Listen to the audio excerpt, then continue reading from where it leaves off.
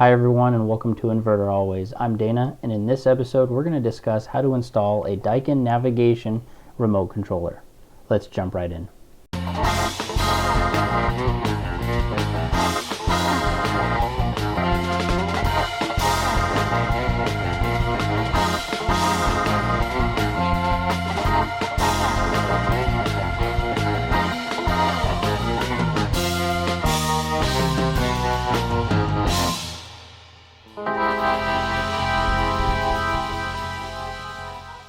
Alright you guys, so today we're going to talk about installing the Daikin navigation remote controller, or Nav Controller for short. This is part number BRC1E73. Now when you pull this Nav Controller out of the box, you're going to notice immediately that the mounting bracket for the controller is already snapped into the controller itself. So the first thing we need to do is remove the bracket from the controller. I'm going to go ahead and show you guys the bottom of the controller. There's two tabs for you to use a flathead screwdriver on. You just insert the flathead and twist 90 degrees and you will hear a nice little pop, and those are the two tabs that are clicking, and from there you go ahead and you just pull the back plate right off. I'm going to go ahead and set this piece aside for just a moment.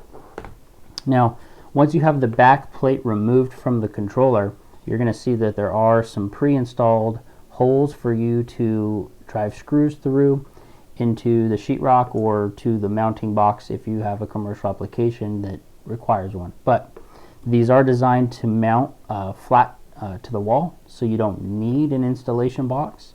It's totally optional. Now you do need to be careful once this is mounted to make sure that it's mounted to a flat surface, because there's these little tabs, and when you go to reconnect the nav controller, the tabs have to insert properly into the controller, otherwise it isn't going to close properly and then you're going to have a malfunctioning controller. Also, if the wall is not flat, when you go to push the buttons will not press down properly on the PCB, and then your unit won't work.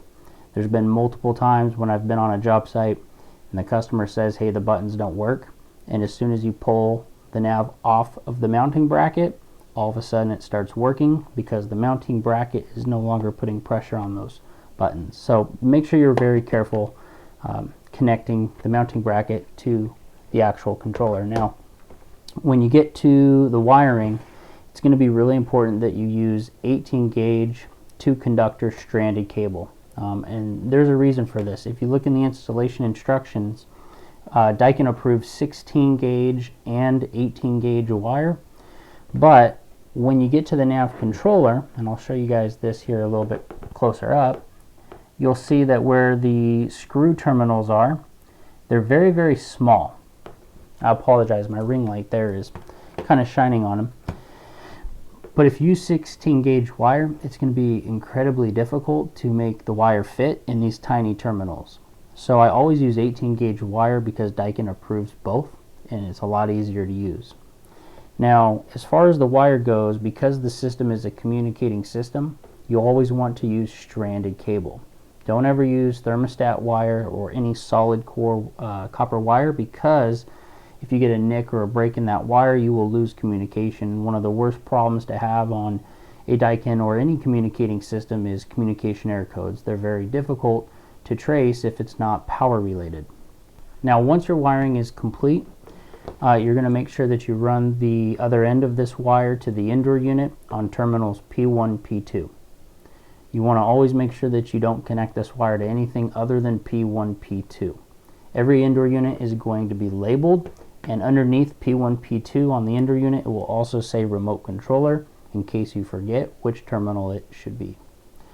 Also, if you have multiple indoor units that you're daisy chaining to a single navigation remote controller, you always need to make sure that you wire those indoor units via a daisy chain. And what that means is you're going to go from your nav controller to the first indoor unit, then you're going to grab another pull of wire and go from that first indoor unit to the next indoor unit. And you're just going to go from P1, P2 to P1, P2 to P1, P2 until you land that wire on the last indoor unit that's part of this controls group. Remember, if you've seen the last video, we talked about when you have multiple indoor units connected to a single nav controller, they operate as the same group.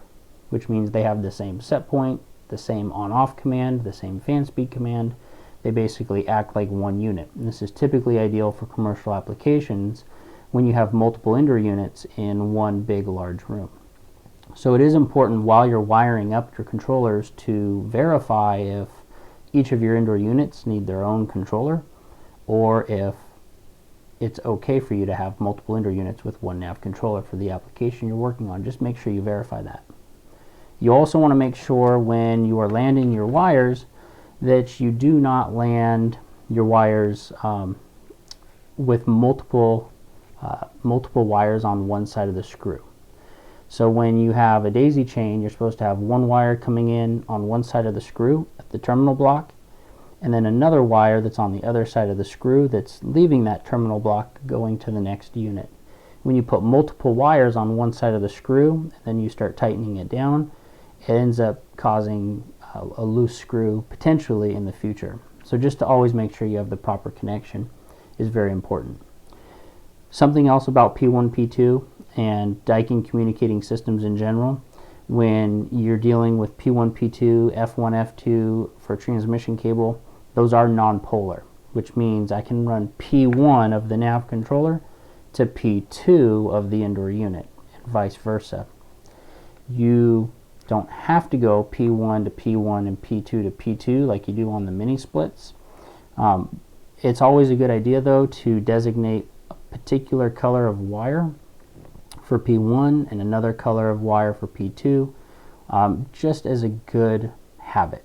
That way when you're transitioning back and forth from, say, VRV products to mini split products, you don't accidentally mess that up.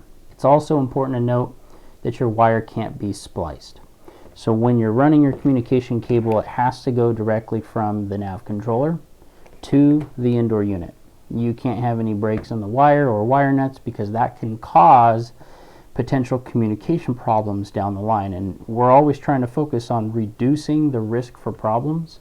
So always make sure that the length of wire you've pulled is long enough to go directly from the nav controller to the indoor unit. You guys, I'm terribly sorry, I forgot one more thing. So on the nav controller, when you're wiring to P1, P2, you're going to notice there's a nice little channel for you to run your wires up through before you leave the nav controller at the top. You don't have to leave the nav controller at the top. You can come out the side, you can come out the back directly through the mounting bracket if you want. But what you don't want to do is you don't want to get any of the wire stuck along where the PCB is mounted, because just like with a non-flat wall, if you have the wires squished between the PCB and the mounting bracket, the buttons won't work that way either. Just wanted to make sure I let you know that, because that has also happened in the field quite often. Well guys, that's it for today. I told you there wasn't a whole lot to it. If you have any questions, please feel free to put them in the comments below. Otherwise, I hope you enjoyed the video. Please make sure you click the like button below. It really helps out the channel. And don't forget to subscribe and click the notification bell so you don't miss out on any future content. Thank you so much for watching Inverter Always. I hope you have an awesome day.